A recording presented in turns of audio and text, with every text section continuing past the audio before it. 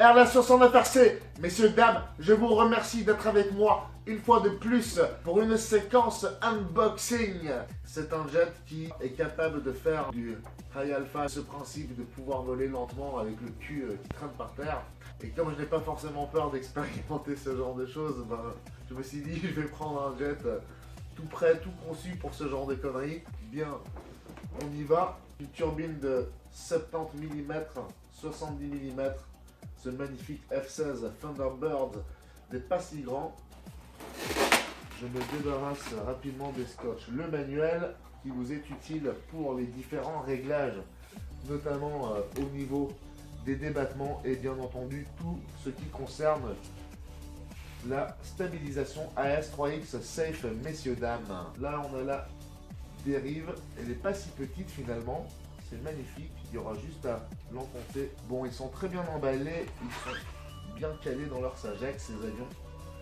C'est pas un petit fuselage, hein, quand même. On a eu plus gros, mais c'est sympa aussi. C'est vraiment très athlétique comme silhouette. C'est vraiment très beau, c'est pas comme le Habu SS avec ses grosses ailes. Non, c'est vraiment très beau. Pas très lourd. On a un AR631 au niveau du récepteur. Et ce que j'adore sur cet avion, c'est la façon dont se déplie le train. On voit ici à travers un grand vide. Vous avez ici la turbine.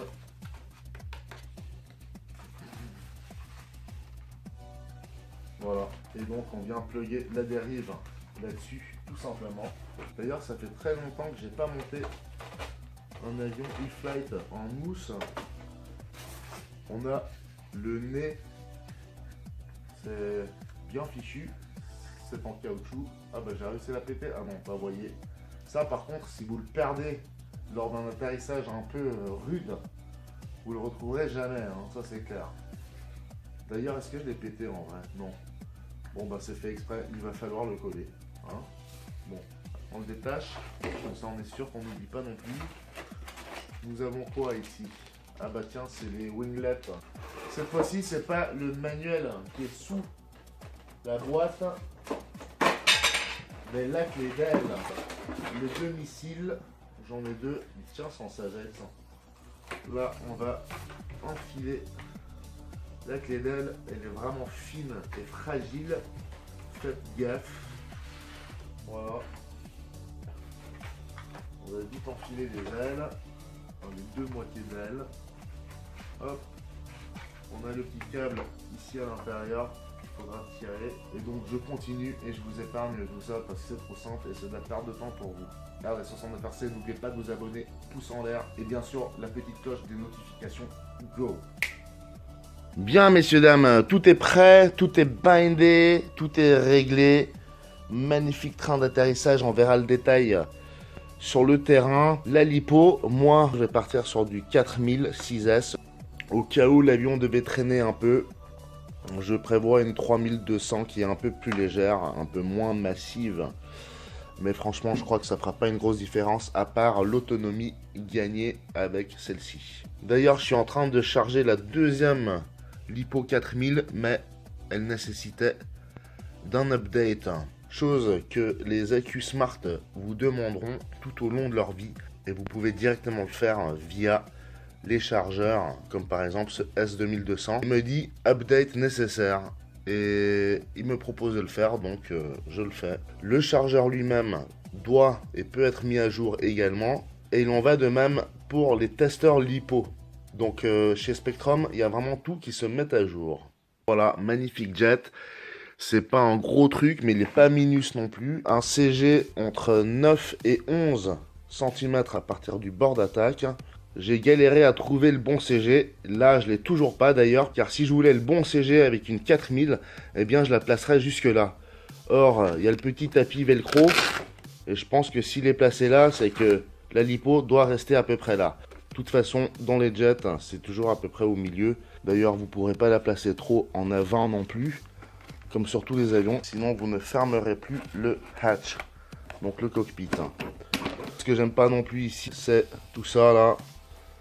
Ok, c'est une inspiration de l'armée américaine, mais moi je suis pas suffisamment américain pour que mon avion à moi porte ce genre d'insigne. Donc je vais les dégager comme ça. Et voilà, le tour est joué. C'est tout blanc, tout neutre. Certains me diront c'est pas beau, ça fait aucun sens. Cela ne m'empêche pas d'en rajouter à ma sauce. Bon, regardez-moi ça.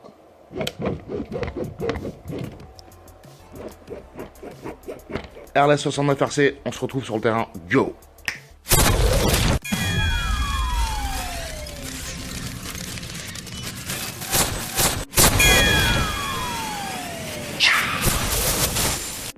Bien, messieurs, dames, nous voilà arrivés sur place. La météo est très mitigée. J'attends depuis ce matin 8h12. Il est 15h passé en cette mi-mars 2024. J'ai hésité, mais je me suis dit, allez, je me bouge et on verra bien. Il y a une légère brise. De temps en temps, il y a du soleil. De temps en temps, il n'y en a pas. On s'en fout. C'est parfait pour un avion comme celui-ci. Messieurs, dames, je vous remercie d'être avec moi pour ce magnifique unboxing, assemblage et maiden flight de ce F-16 de chez E-Flite. J'ai même pas regardé l'envergure, mais on doit être à peu près 80 cm. On a une turbine donc de 70 mm, 70 mm. On va placer la lipo de sorte à ce que le CG soit respecté, même si je l'ai trouvé bizarre comme je vous disais, mais de sorte aussi à ce que l'avion ne soit pas trop lourd du nez. Messieurs, dames, je vous souhaite la bienvenue dans ce 310e épisode RLS 69 RC. N'oubliez pas de vous abonner, pouce en l'air si vous kiffez, et cloche des notifications. Go!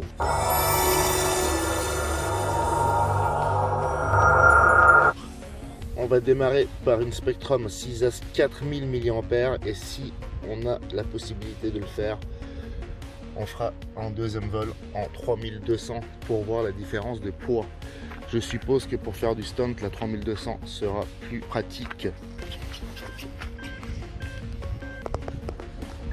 On fait juste un check du train d'atterrissage. C'est parti, mon kiki. Bon, c'est pas très puissant. C'est l'équivalent du Habu, mais c'est un peu plus athlétique. Allez, c'est parti, mon kiki.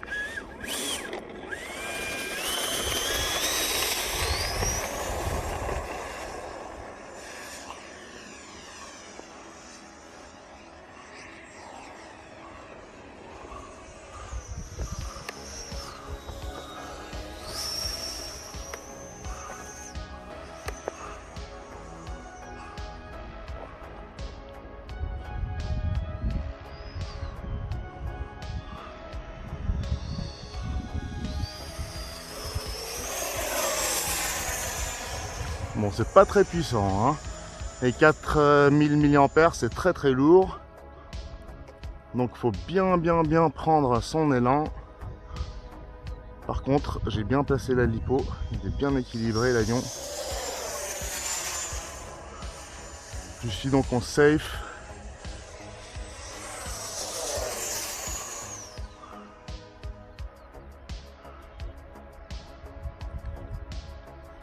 Ah ouais. Il tourne très vite du cul, donc on va pouvoir faire de belles choses.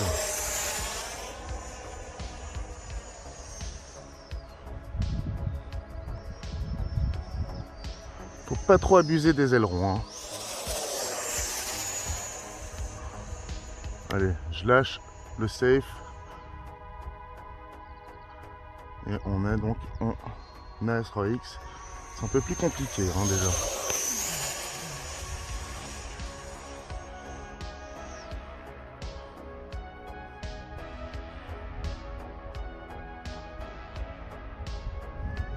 Plane pas mal, hein. Ah ouais, on peut bien faire du high alpha, effectivement.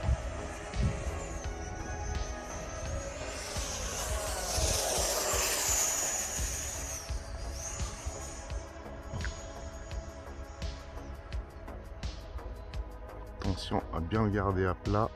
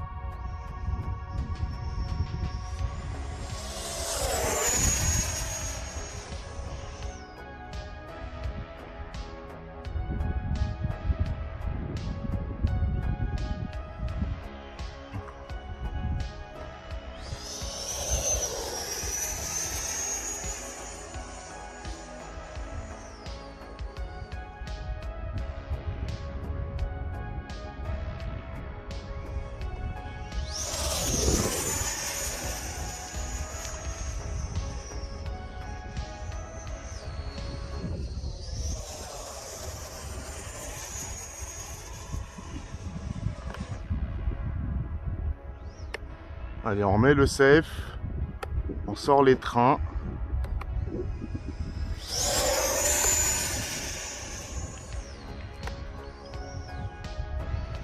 Et on fait un petit atterrissage. Je crois bien que le vent arrive contre nous.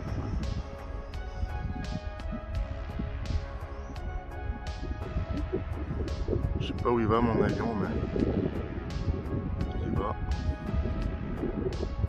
Allez, je sors le train.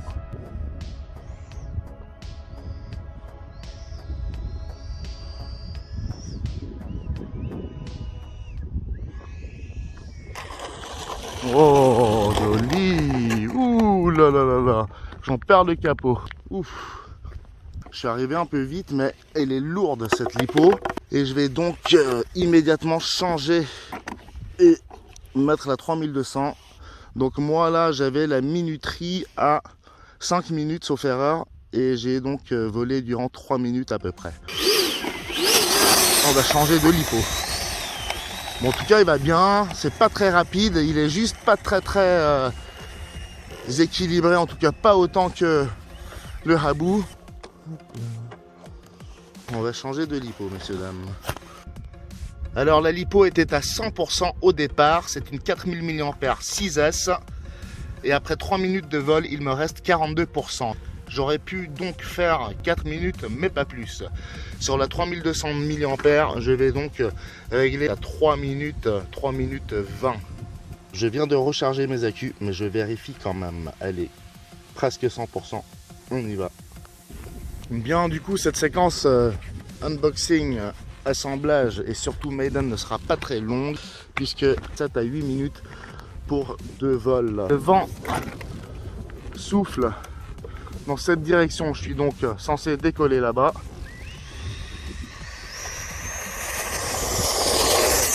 Ah ouais, joli.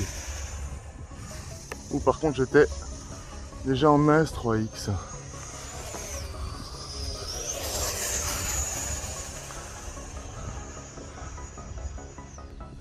Allez, je vais essayer de voler un peu plus près. Comme ça, vous en profitez aussi. Alors, on a aileron et dérive là-dessus. Allez, je me mets en AS3X simple et on va voir ce qu'on peut faire avec ce truc.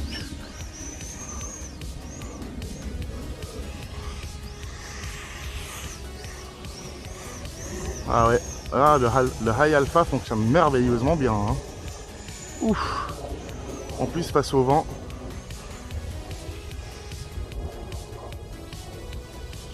Ah ouais.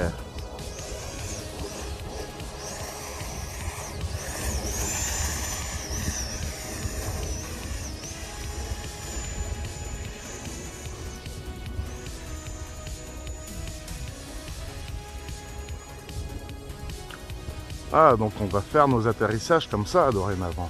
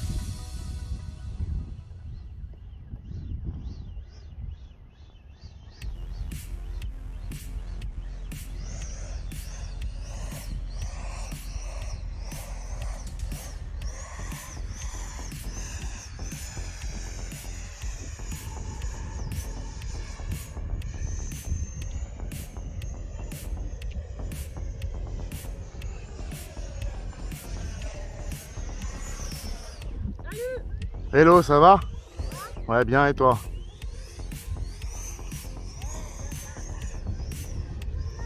Ouais.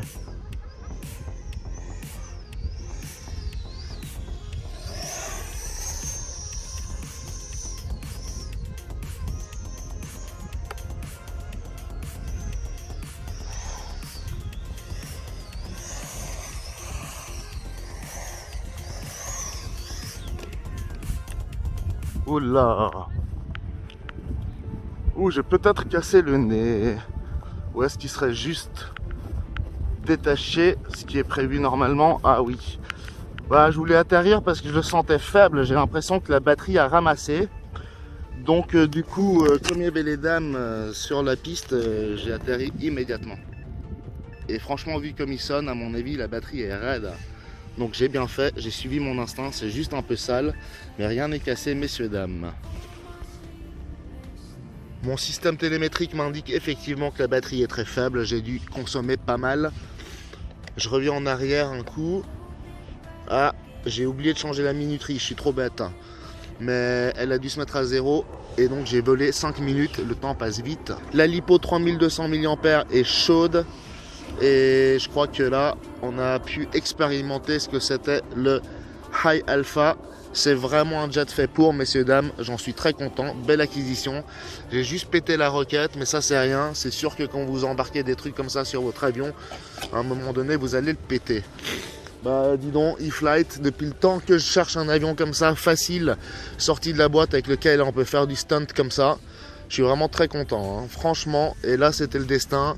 Je suis redescendu immédiatement, j'ai pas pris de risque, j'aurais volé 1 minute de plus, à mon avis, ça aurait été mort, je l'aurais retrouvé craché dans les champs. Je retrouve la petite pointe que j'avais pris le soin de coller au bout de ce museau avec de la super glue.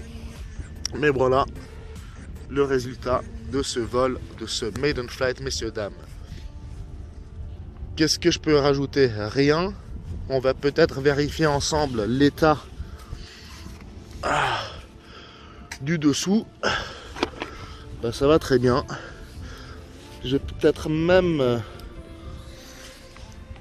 à l'aide de l'autre lipo, rentrer le train. Et comme ça, ça sera un peu plus transportable. Airless 69 RC, messieurs, dames, E-Flite Horizon Hobby. F-16, très bel avion. Bah, je suis très content parce que je l'ai déjà un petit peu en main. Je le maîtrise pas, mais je sens son comportement. Le CG était parfait, c'est vraiment nickel. J'adore, hein. J'adore. Depuis le début, depuis que j'ai déballé ce beau Zosio, je le sentais bien et je savais que j'allais l'adorer. Je vais continuer comme ça. Ah, et puis pour ce qui est du prix, pour nous les Suisses, c'est à peu près 350 francs, je crois. Et ça vole donc en 6S, Airless 69 RC, restez bien accrochés, pouce en l'air si vous kiffez, abonnez-vous bien sûr et activez-moi ces cloches de notification. Go!